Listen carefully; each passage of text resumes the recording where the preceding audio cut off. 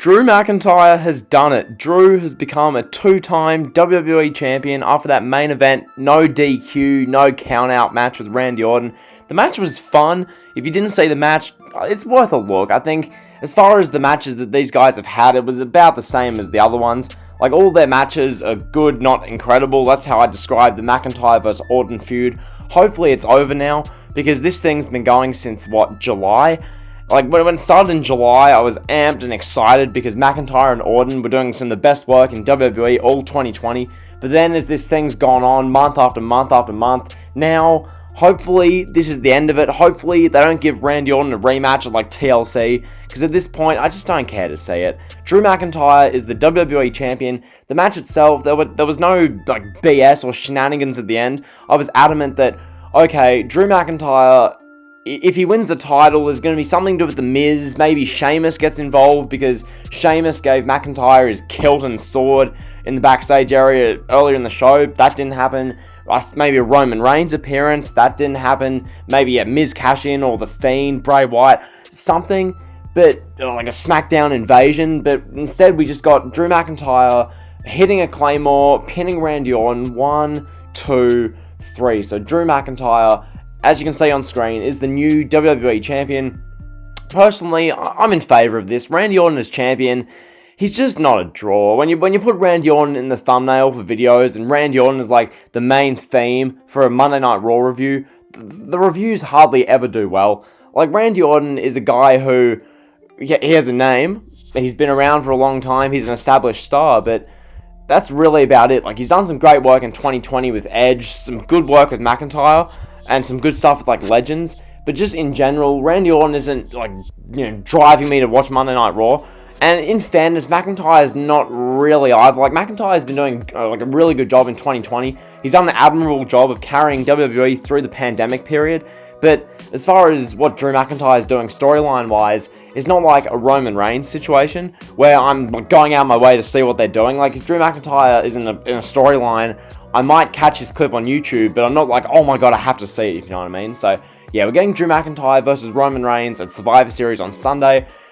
Also, one other thing I want to say, this did not feel like a Survivor Series go-home show. It really didn't. A couple times throughout the night, they did the whole, this Sunday at Survivor Series, we're going to see this champion versus champion match. We're going to see this champion versus champion match. And it's this doesn't feel like there's a pay-per-view on Sunday. No matter how many times they show Undertaker 30-year tribute farewell on Sunday night at Survivor Series, no matter how many times they show that, it just didn't, it just doesn't feel like Survivor Series. They haven't given us any storyline, any reason to care. They haven't even done any real, invasions of sorts, outside of Drew McIntyre invading SmackDown last Friday. So, I'm watching Raw, and I'm just like, this is the go-home show to the 4th biggest pay-per-view WWE does all year. The 4th biggest pay-per-view. And this is the go-home show we're getting. We're getting them hardly even mentioning these matches. Bobby Lashley is fighting Sami Zayn on Sunday. It definitely doesn't feel like it, because they literally mentioned it once on commentary in the Hurt Business versus New Day tag title match. They hardly even mentioned it. We've got Asuka versus Sasha Banks on Sunday. Outside of Asuka doing a 45-second interview where she said that Sasha Banks isn't ready for Asuka, outside of that, there was no build to that match. Reigns and McIntyre, or this match, I guess they had the title match, but they didn't do Reigns showing up to stare down McIntyre, none of that. So, either on SmackDown we're getting a full, invasion where Raw invades SmackDown, which I'd hope. If you're doing this whole Raw vs. SmackDown thing, at least try. Yes, the Raw vs. SmackDown thing, the invasions, the brawls, the big 50-man brawls to end shows, they're overplayed, yeah, of course. It's to come to the territory of pro wrestling doing this year in, year out for decades, but at least try. You know what I mean? It just doesn't feel like anything's really happening, so hopefully you guys get what I'm saying there. That was that.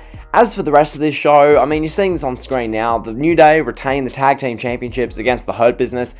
It was to be expected the New Day to retain the titles. I don't think anyone thought the Hurt Business would actually beat the New Day, because the New Day and the Street Profits just makes too much sense for Survivor Series in this champion versus champion tag title match. But yeah, I mean, it was what it was. This tag match was good. It wasn't incredible. Some of the wrestling, like, I actually, like, really broke down and watched this match, because I was like, oh, I'm a fan of the Hurt Business. I like the New Day. I'm gonna actually really watch this match.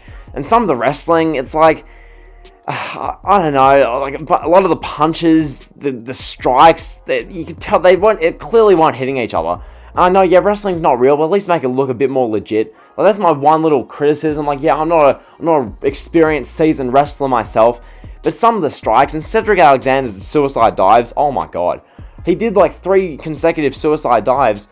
I think with 2 to Kingston, the last one to Woods from memory. Like, I don't really care who they were on, but just the dives themselves were just sloppy. Like, I'm not really a move and an in-ring reviewer of sorts, but I actually broke down and watched that match, and some of the stuff was just sloppy. Like, the guys, you can tell, worked hard in that match for the most part. Some bits were just sloppy. The camera work wasn't very good.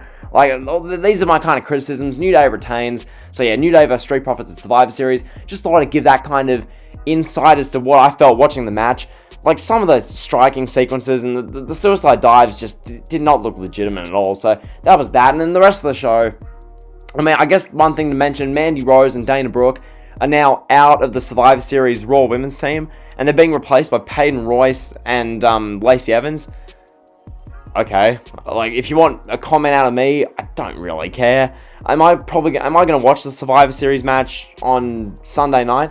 I mean, I guess I can live tweet and I can make content on it, but I'm not invested in the match at all. I don't have a reason to care, because, as I said in my video, yesterday, pretty much all the women on the Raw team were on the SmackDown team a month ago, and all the women on the SmackDown team were on the Raw team a month ago, so I don't really have much of a reason to care. Now, that was that. As for the Fiend, oh, not the Fiend, the Bray Wyatt, Alexa Bliss, Miz and Morrison stuff, this stuff I enjoyed on the show.